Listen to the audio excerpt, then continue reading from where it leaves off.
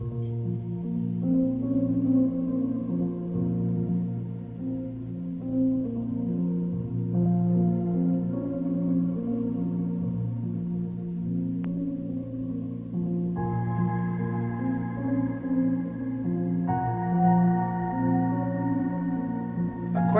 from the audience about whether humanity is playing God by even contemplating these sorts of things.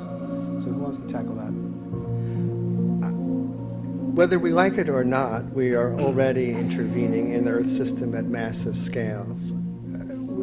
We are already emitting sulfur into the lower atmosphere at a level that cools the Earth to an amount that's equivalent to about half of the carbon dioxide that's in the atmosphere. And so if we stopped our current sulfur emissions to the atmosphere, the Earth would heat up quite rapidly. And is that geoengineering? Yeah, and so this is inadvertent through sulfur coming out of power plants today. And so we're talking about putting a few percent of that sulfur in the stratosphere instead of the lower atmosphere. And so I think the difference is that the sulfur that we're emitting and the carbon dioxide that we're emitting, we know that we're changing our Earth's climate, but it's a byproduct of other things that we're seeking to do. And what's new about geoengineering is saying we're not just going to change climate inadvertently and knowingly, because we all know that we're changing climate when we drive home tonight and CO2 comes out of our tailpipe. But it's a very different thing if you're driving home with the intent that I'm going to drive, so I'm going to heat up the climate. And so what's new here is the intention to alter climate. But we're all doing things every day that we know affects climate. Let me emphasize what Ken said there. So he says that right now there's a certain amount of pollution in our cities in China and around the world, and the particulate matter actually has a net cooling effect of about 1 degree centigrade or so, something on that order. Closer to a degree Fahrenheit. Fahrenheit, okay.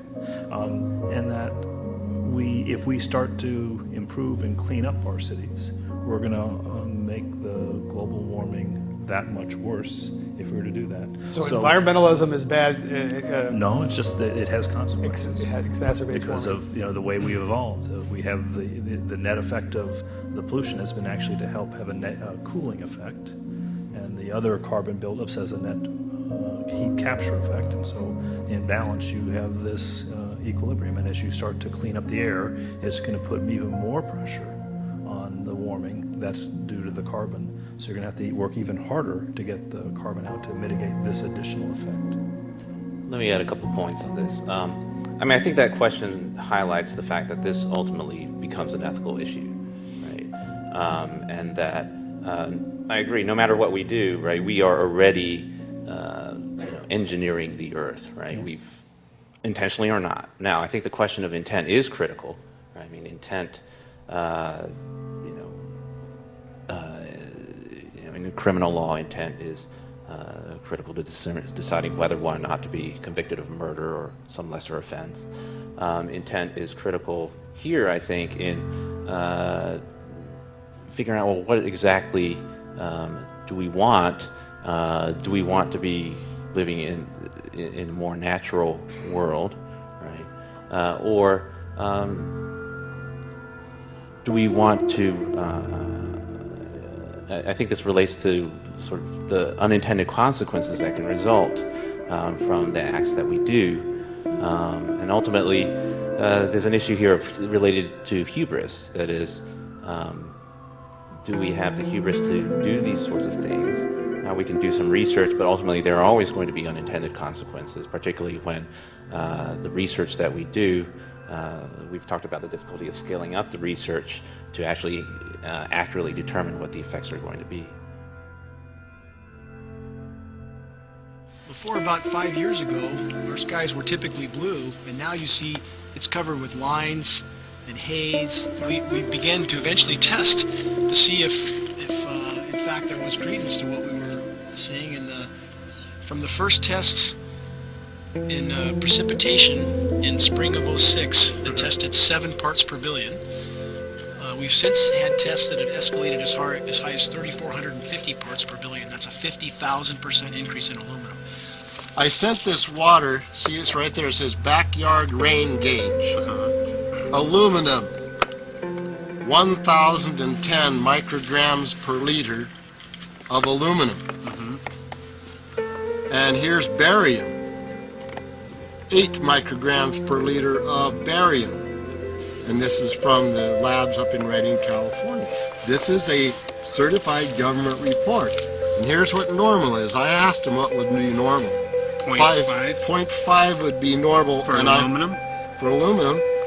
And the maximum allowed in drinking water, they said 50 micrograms per liter, and government action required at 1,000. Well, we're over 1,000. We're so far off the scales for toxicity in aluminum that it appears to be affecting the flora greatly. Our grass is about a third its height that it was only a few years ago. A 35-year forestry biologist has done 50 pH tests. The rain across the board, every single test was 10 times or more alkaline than it should be. This is a very delicate moment for the powers that be, because they're taking a covered-up operation like the tropospheric aerosol program or Chemtrails, Project Icarus, whatever. It's had many names over the years, and they're making it overt into a geoengineering scientific shield to deflect sunlight because global warming's out of hand. I am a substitute teacher, and so I get to work with a lot of kids. I get to see a lot of kids in this county, and what I noticed in the last 2-3 years I've been working with the kids is that our kids, majority of them have upper respiratory problems. I'd say 2/3 to 3/4 of the kids are hacking and coughing most of the school year. I've spoken with teachers who told me, I've brought this attention to them, have you seen these skies, all your life? Some of them have lived up here all their lives, and they say that, yeah, their skies look different from when they grew up, because it's a lot of times covered in this white milky haze. But they also have told me that they notice the kids, that the attention deficit, the attention span of the kids, it's their lives as teachers have become so much more difficult. And again, many times at night as the sun starts to set and there's huge banks of this aircraft disbursement, it literally looks like there's forest fires burning across the mountains because it's a very dirty color. It's not a white cloud or a natural sunset by any means. It looks like there's some sort of massive industrial activity or forest fires burning over there. We see that typically every night. It was mason jars, and they were brand new, sterilized, and that's what we catch the rain in. And then there was a HEPA filter that we tested the air with. Okay, so you caught rain and then you basically filtered air. What did you find? Aluminum and barium.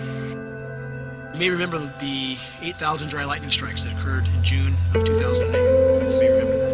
And again, my background, I've done lightning suppression work for Bechtel Power, and I've done worked in some of the first solar plants in the continental U.S. Atmospheric conductivity in the lower 48, I have read a couple articles that's been measured at 4 times its historical conductivity. More atmospheric conductivity would logically mean more lightning. The strikes that we had that day, I spoke to dozens of 30, 40-year veteran firefighters, and they'd never seen anything like it. Atmospherically, they'd never seen anything like it. Our skies were literally covered with aircraft trails the day that happened. But if you have a more conductive atmosphere, you're going to get more lightning.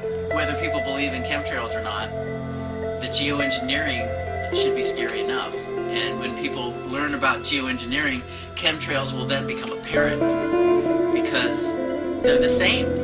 This is from a snow surface at Mount Shasta.